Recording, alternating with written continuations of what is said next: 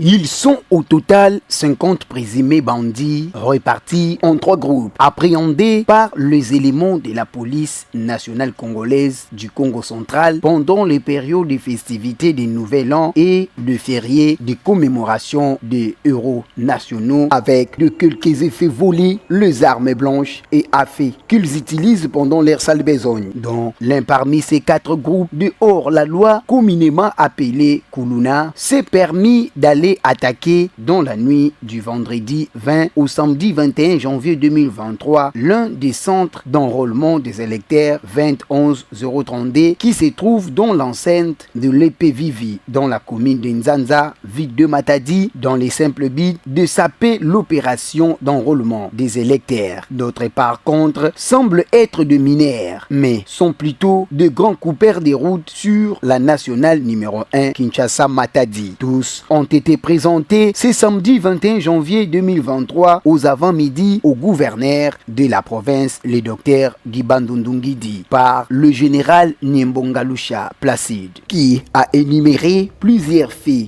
infractionnels mis à leur charge. Le premier groupe arrêté dans le territoire de Mbanzangongo, ils sont au nombre de 39, dont 37 arrêtés à Kwilungongo et 2 à la cité de Nsele dans le territoire de Mbanzangongo. Ces Kuluna appartiennent principalement à 2 écuries. Les Américains, écurie ayant le plus grand nombre de Kuluna, et l'écurie congolais Tétu. Plusieurs faits infractionnels à leur charge, des atteintes contre l'intégrité physique des personnes, des extorsions, des vols qualifiés, notamment à main armée, incendie volontaire des maisons, association de malfaiteurs, pillage, la liste n'est pas exhaustive.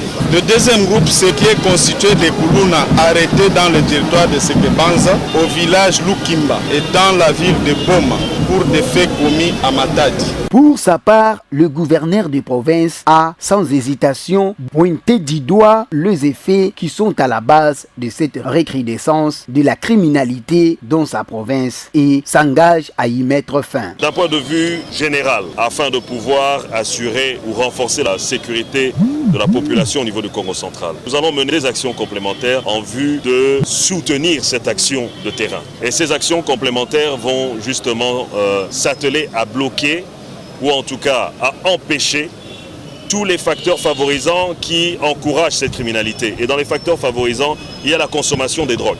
Donc pour pouvoir lutter contre ce phénomène, il va falloir s'attaquer à la distribution et à la consommation de drogue. Donc tous les ngandas de drogue vont être détruits par la police. De 2, la consommation illicite d'alcool dur. La loi l'interdit, mais certains importateurs continuent de les faire entrer ici au Congo central. Nous allons devoir nous attaquer aussi à ce mal-là. Et donc nous allons nous attaquer à ces déclencheurs-là afin qu'ils arrêtent de pourrir notre jeunesse.